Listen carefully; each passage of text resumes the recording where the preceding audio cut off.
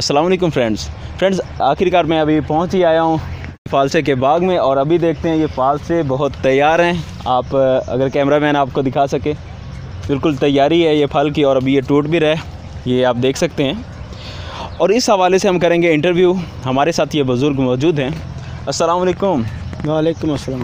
क्या हाल है बुज़ुर्गो? खैर है, शुक्र अल्हम्दुलिल्लाह। अच्छा बुज़ुर्गो, असी ना थोड़ी इन्फॉर्मेशन लैनी है फालसे दे बाग के हवाले नाल जी। पहले तो मैं ये पूछूंगा कि ये आपका अपना बाग है या आपने किसी से किराए पे लिया हुआ है? मैं ठेके पे लिया है। अच्छा, ठेके पे लिया है। ये कितना आपने ठेके पे लिया हुआ है?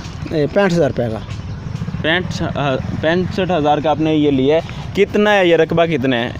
ये 4 कनाल। 4 कनाल यानी हाफ एकड़ जिसे हम बोल सकते हैं। 1 एकड़ में 8 कनाल होता है और ये 4 कनाल इन्होंने लिया हुआ है। अच्छा, कितने अरसे से आप ये बाग लेते आ रहे हैं? कितना आपका एक्सपीरियंस है इस हवाले से? 5-6 साल से।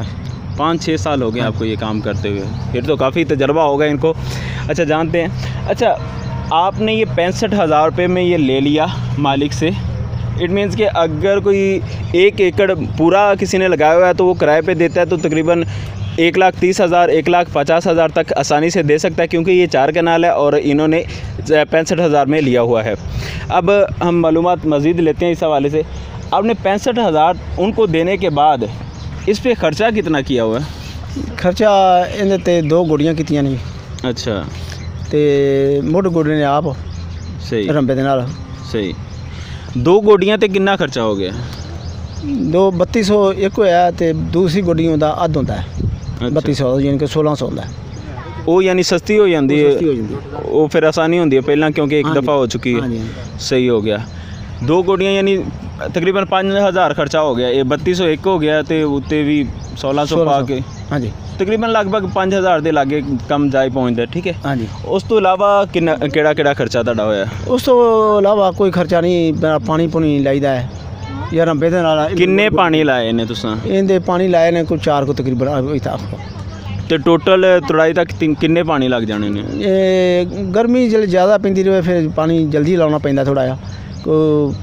को 7-8 पानी लग जाते हैं तकरीबन। 7-8 पानी लग जाते हैं। सर्दियों के भी पानी लाईदा है। ਉਹਲੇ सर्दी बड़ी पैंदी है, कोरा शोरा उनकी वजह तो नुकसान भी हो सकता है, तो फिर पानी लाईदा फिर उनके तो बचत रही है। अच्छा, तो एक पानी ते कितना खर्चा आ जाता है बीघे का? वो जे तो मुल लाइए तो उनके फिर पैसे ज़्यादा खर्च होंगे ने। असी तो अपना साढ़ा टूल है तो तेल पा के तो 600 रुपये का 500 का तेल साढ़ा 600 या 500 रुपये का।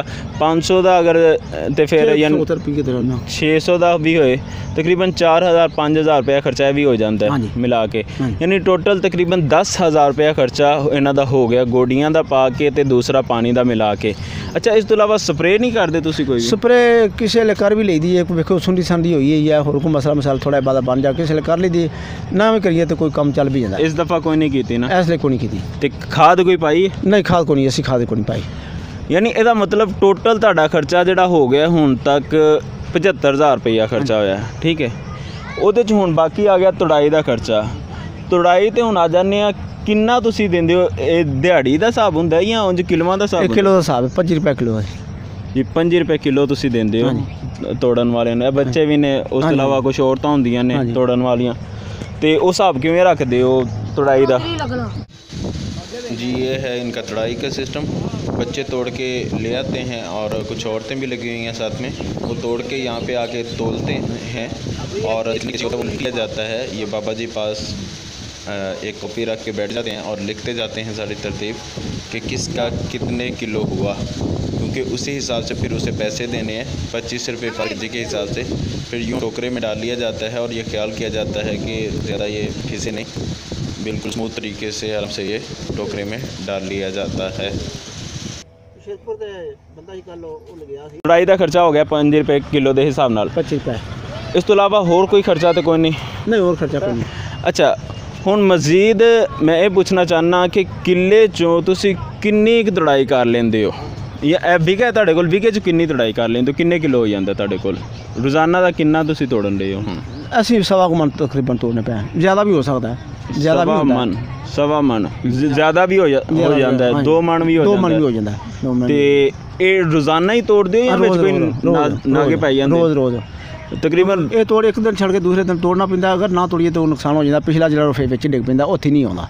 ਸਹੀ, ਯਾਨੀ ਇੱਕ ਦਿਨ ਦਾ ਨਾਗਾ ਪੈਂਦਾ ਵਿੱਚ, ਇੱਕ ਦਿਨ ਨਾਗਾ ਪੈਂਦਾ, ਯਾਨੀ ਅੱਗੋਂ ਅਗਲਾ ਫਿਰ ਨਾਗਾ ਪੈ ਜਾਏ ਤਾਂ ਪਿਛਲਾ ਫਿਰ ਖਤਮ ਹੋ ਗਿਆ। ਸਹੀ, ਯਾਨੀ ਇੱਕ ਦਿਨ ਦਾ ਨਾਗਾ ਪਾ ਕੇ ਇਹਦਾ ਮਤਲਬ 2 ਦਿਨ ਬਾਅਦ ਤੁਸੀਂ 1.5-2 ਮਣ ਫਾਲਸਾ ਤੋੜ ਲੈਂਦੇ ਹੋ। ਹਾਂ, ਇੱਕ ਦਿਨ ਛੱਡ ਕੇ ਦੂਸਰੇ ਦਿਨ। ਹਾਂਜੀ ਠੀਕ ਹੈ। ਤੇ ਕੁਝ ਦਿਨਾਂ 'ਚ ਤੁਸੀਂ ਦੱਸਦੇ ਹੋ ਕੁਝ ਜ਼ਿਆਦਾ ਵੀ, ਇਸ ਤੋਂ 2 ਮਣ ਤੋਂ ਜ਼ਿਆਦਾ ਵੀ ਹੋ ਜਾਂਦਾ। ਜ਼ਿਆਦਾ ਵੀ ਹੋ ਸਕਦਾ ਕਿਉਂਕਿ ਫਲ ਦੀ ਗੱਲ ਹੈ, ਫਲ ਜ਼ਿਆਦਾ ਲੱਗਾ ਹੋਵੇ ਤਾਂ ਔਸਤਨ ਅਸੀਂ ਇਹ ਰੱਖੀਏ ਕਿ 2 ਮਣ ਫਾਲਸਾ 2 ਦਿਨ, ਇੱਕ ਦਿਨ ਛੱਡ ਕੇ ਇੱਕ ਦਿਨ ਤੋੜ ਲੈਂਦੇ ਹੋ। ਇਹਦਾ ਮਤਲਬ ਰੋਜ਼ਾਨਾ ਦਾ 1 ਮਣ ਬਣਦਾ। ਤੇ ਕਿੰਨੇ ਕੁ ਦਿਨ ਚੱਲਦਾ ਫਾਲਸਾ? ਇਹ 1 ਮਹੀਨਾ ਤੇ 8-10 ਦਿਨ ਤਕਰੀਬਨ ਅਖੀਰ ਤੱਕ ਯਾਨੀ 35-40 ਦਿਨ ਚੱਲਦਾ। 35-40 ਦਿਨ ਚੱਲਦਾ।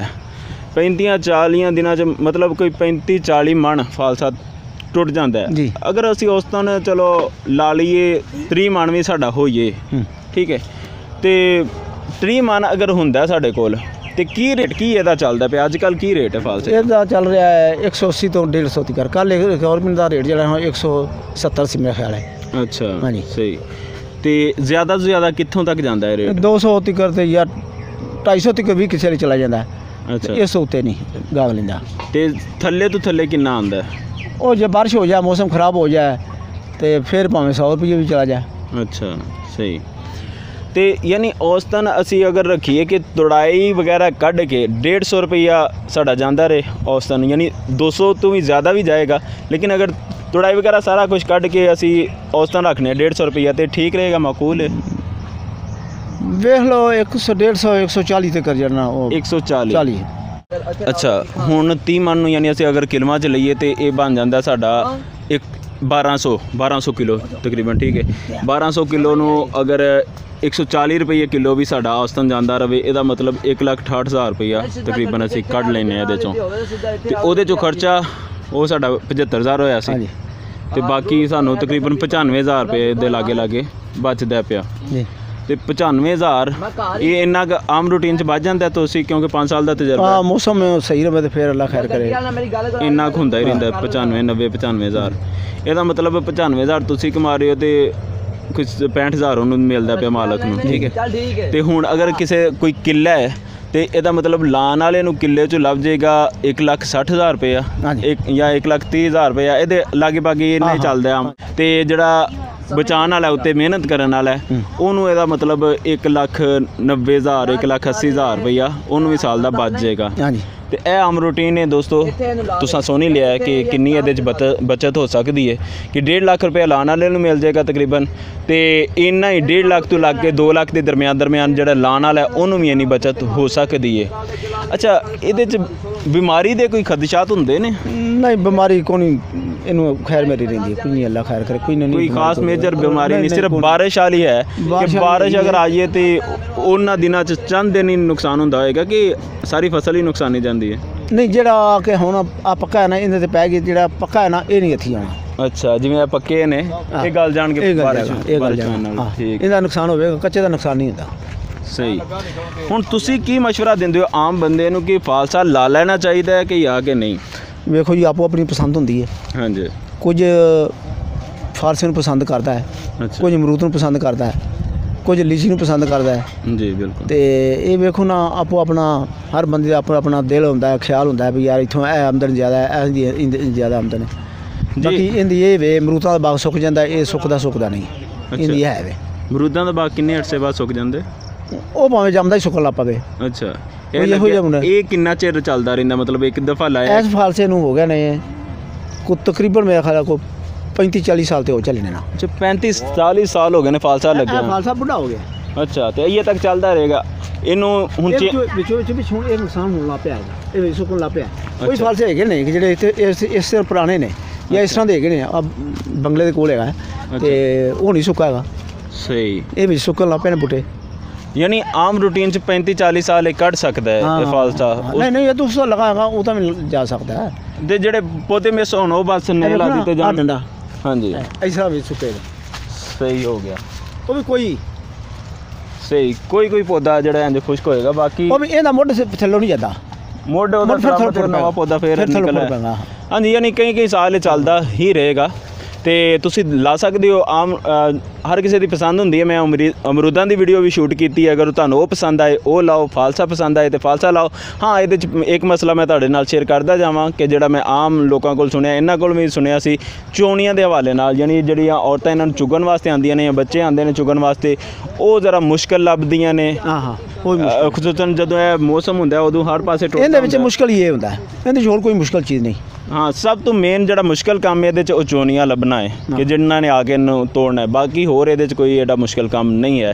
ਉਮੀਦ ਹੈ ਕਿ ਤੁਹਾਨੂੰ ਵੀਡੀਓ ਪਸੰਦ ਆਈ ਹੋਏਗੀ। ਅਗਰ ਵੀਡੀਓ ਪਸੰਦ ਆਏ ਤਾਂ ਇਹਨੂੰ ਲਾਈਕ ਸ਼ੇਅਰ ਕਮੈਂਟ ਜ਼ਰੂਰ ਕਰੋ, ਚੈਨਲ ਨੂੰ ਸਬਸਕ੍ਰਾਈਬ ਕਰੋ ਤਾਂ ਕਿ ਨੈਕਸਟ ਆਉਣ ਵਾਲੀਆਂ ਵੀਡੀਓ ਤੁਹਾਡੇ ਤੱਕ ਪਹੁੰਚਦੀਆਂ ਰਹਿਣ। ਜਜ਼ਾਕੱਲਾ, अस्सलाम वालेकुम। वालेकुम अस्सलाम। चलो जी, आगे भेजना है कितना किलो 2 किलो देगा 2 किलो अभी 1 किलो 2 किलो एक पा